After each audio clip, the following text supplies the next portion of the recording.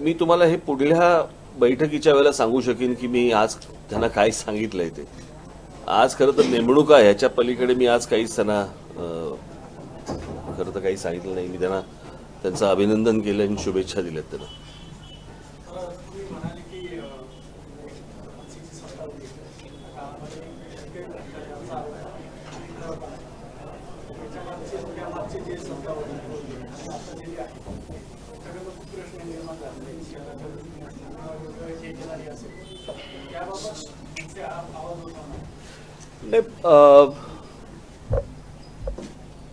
कसं आहे, शेवटी ही यंत्रणा जी आहे, महानगरपालिका असेल किंवा राज्य सरकार असेल किंवा काही कुठची यंत्रणा, ही लोकांसाठी असते ना. आणि लोकांनी या गोष्टींचा विचार करणं गरजेचं आहे की त्यांना आमच्या काळातल्या 5 वर्षामध्ये काय मिळालं, त्याच्यानंतरच्या 5 वर्षामध्ये काय परिस्थिती निर्माण झाली. आमची लोक सांगतील ते, काय मीही सांगत होतो तुम्हाला. परंतु लोकांना, जनतेला ही गोष्ट समजणं गरजेचं आहे की आपण कोणाला काढून कोणाला आणलंय आणि आणल्यानंतर आपण आपल्या हाताला काय लागलं. मी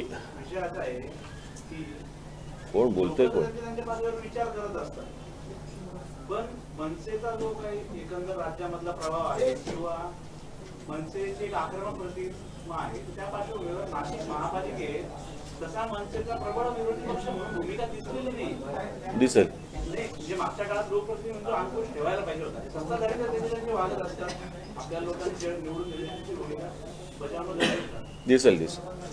नवीन नियुक्ती करताना जुन्यांचे काही पद काढायचे, कारण समन्वयक एक नवीन पद आता आपण आणलेले, त्यामागचं काय? नाही, ज्यांना कोणाला पदं मिळाली नाहीत याचा अर्थ काही त्यांना पक्षातनं काढून टाकलं असं नाहीये. त्यांच्यावरती इतर जबाबदाऱ्या टाकल्या जातील. सगळीच पदं आज काही जाहीर नाही केलीत मी, बाकीची नंतर करतो. काल मंत्रिमंडळ बैठकीमध्ये निर्णय झालाय की येणाऱ्या निवडणुकांमध्ये बहुसदस्यीय प्रभाग पद्धती असणार आहे. आपण कसं बघतो त्या या विषयामध्ये 5 वर्षापूर्वी देखील मी या विषयाबद्दल बोललो होतो. पुन्हा एकदा सांगतो.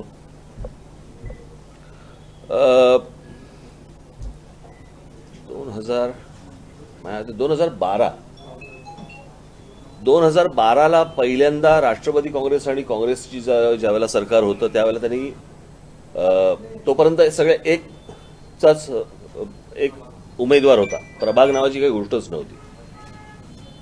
त्यावेळेला त्यांनी 2चा एक प्रभाग अशी नवीन पद्धत सुरू केली. त्याच्यानंतर भारतीय जनता पक्षाचं ज्यावेळेला आणि शिवसेनेचं ज्यावेळेला सरकार आलं त्यावेळेला त्यांनी 4चा प्रभाग केला. आता हे परत ज्यावेळेला 3घांचं सरकार आले त्यावेळेला त्यांनी प्रस्ताव निवडणूक आयोगाकडे दिला होता, तो 1चा प्रभाग, परत एकच उमेदवार तिकडे पाहिजे म्हणून. त्याप्रमाणे निवडणूक आयोगाने देखील राज्य सरकारला जे कळवले त्याप्रमाणे 1 उमेदवारच उभा करायचा झाला. आता परत काल ह्यांनी ठरवलंय की परत 3चा प्रभाग करायचा. मुळात अशी कुठचीही पद्धत नाहीये देशात. जर समजा तुम्ही कायद्याने बघितलं तर अशी कुठचीही पद्धत कुठच्याही राज्यामध्ये कोणत्याही महानगरपालिका या असल्या प्रभागाने निवडणूक लढवत नाहीत. तिकडे प्रत्येक ठिकाणी म्हणजे तुम्ही कायद्याने जर बघितलं तर प्रत्येक म्हणजे खासदारकीला 1 उमेदवार, आमदारकीला 1 उमेदवार, महानगरपालिकेला 1 उमेदवार, अगदी तुम्ही ग्रामपंचायतीपर्यंत घेतलं तर एकच उमेदवार. हीच पद्धत आहे. हे महाराष्ट्रात कुठून सुरू झालं आणि हे का, याचं फक्त एकमेव कारण म्हणजे सत्ता काबीज करणे आणि त्याच्याप्रमाणे आपापल्या पद्धतीने ते प्रभाग तयार करणे आणि मग त्यातून पैसा ओतून निवडणुका जिंकणे. पण या सगळ्या गोष्टींचा त्रास हा लोकांना का? लोकांनी एका उमेदवाराला मतदान करायच्या ऐवजी लोकांनी 3-3 जणांना का मतदान करायचं? 3-3 मशीनवरती बोटं का त्यांनी दाबायची, बटणं का दाबायची? म्हणजे सर्व लोकांना, जनतेला गृहीत धरायचं, आपल्याला हवंय त्याप्रमाणे प्रभाग करायचे. खरं तर हे योग्यच नाही, हे कायदेशीर नाही. खरं तर निवडणूक आयोगाने ह्याच्यावरती ऍक्शन घेतली पाहिजे की भारतामध्ये असे कुठे, हा एक देश आहे, महाराष्ट्र वेगळा काढलाय, महाराष्ट्रामधला कायदा वेगळा आहे आणि देशाचा कायदा वेगळा आहे, असं काय आहे का? मग हे 2चे प्रभाग, 3चे प्रभाग, 4चे प्रभाग, हे कसला खेळ चालू आहे हा? उद्या तुम्ही 3 आमदारांचा एक प्रभाग करणार आहात का? की 3 खासदारांचा एक प्रभाग करणार आहात का? म्हणजे खाली ग्रामपंचायतीला नाही चालत, तिकडे चालतं. तिकडे एक उमेदवार, जिल्हा परिषदेला एक उमेदवार, महानगरपालिकेला फक्त प्रभाग, आणि हे ह्यांच्या फक्त फायद्याचं. मला असं वाटतं लोकांनी, माझी राजकीय पक्ष म्हणून आम्ही सगळ्या आवाज उठवू वगैरे सगळ्या गोष्टी करू, परंतु माझी विनंती आहे लोकांना, जनतेला, की लोकांनी कोर्टात जावं, लोकांनी निवडणूक आयोगाकडे जावं.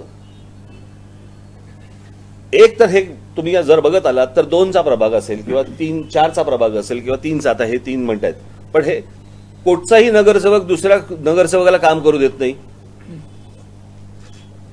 एखाद्याने जर समजा एखाद्या ठिकाणचा प्रस्ताव टाकला तर दुसरा त्याला विरोध करतो, म्हणजे प्रभागामध्ये कामं होत नाहीत.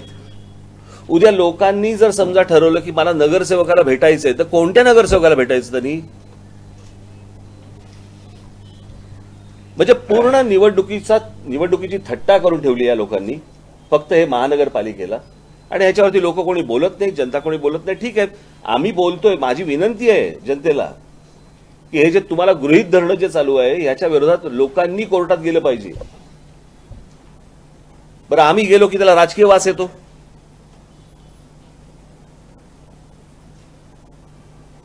मागच्या वेळेला काही जण गेले होते.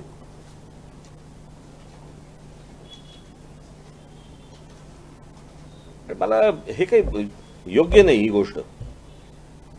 यांनी निवडणुका मॅनेज होतात असं वाटतं? 100%. म्हणजे काय मॅनेज होतात म्हणजे काय? नाही तर मग 1चा प्रभाग 1चं सांगितलं, मग परत आता 3चं कशाला केलं? बरं, 4चं होतं ते 3चं का केलं? 2चं होतं ते 4 का केलं? म्हणजे या मागचा सरकारचा उद्देश काय हे एकदा सरकारने पण सांगावं ना, की 2चं 4 का केलं, 4चं परत 1 का केलं आणि 1चं परत 3 का केलं? म्हणजे गेल्या साधारणपणे 10 वर्षामधला हा सगळा खेळ सुरू आहे महाराष्ट्रामध्ये, आणि आपण उघड्या डोळ्यांनी फक्त बघत राहायचं. साहेब, नागरिकांचे प्रश्न खूप आहेत महाराष्ट्रामध्ये असेल किंवा शहर पातळीवरचे असतील, ग्रामीण भागातले असतील, परंतु विरोधक असतील किंवा सत्ताधारी असतील तुमच्याकडनं एकमेकाचे खंजीर उपसणं, कोठावर काढणं, काय चालू आहे मला कळतच नाही. मला हे किती वैयक्तिक पातळीवरती जायचं आणि काय काय करायचं मला, म्हणून मी त्याच्यावरती प्रतिक्रियाच नव्हती दिली कुठची. कळलं का? काय साप काय बेडूक काय सगळा झू करून टाकलाय सगळा.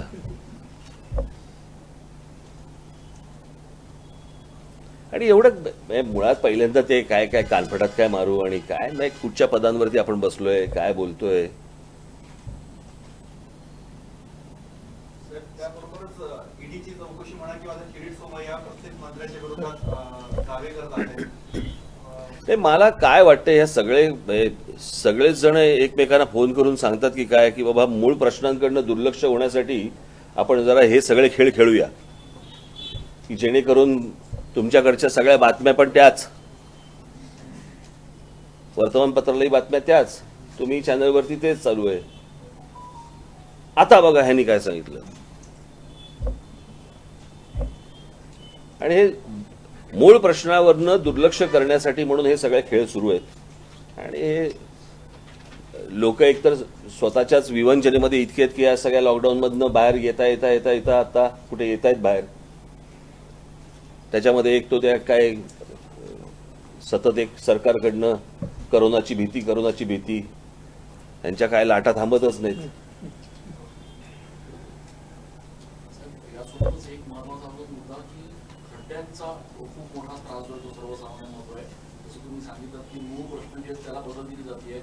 अरे मी काल आलो मुंबईवरनं त्या हायवेवरती, म्हणजे विलक्षण आहे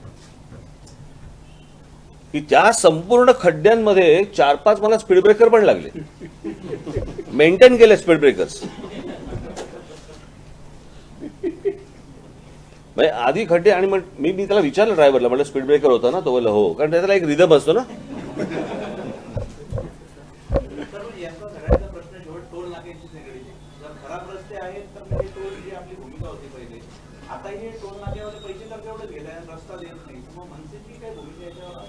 माझी भूमिका मी सांगितली, मांडली आणि ह्याच्यावरती आंदोलनं पण झाली. ह्याच्यावरती साधारणपणे 60-70 टोल बंद पण झाले, कळलं का?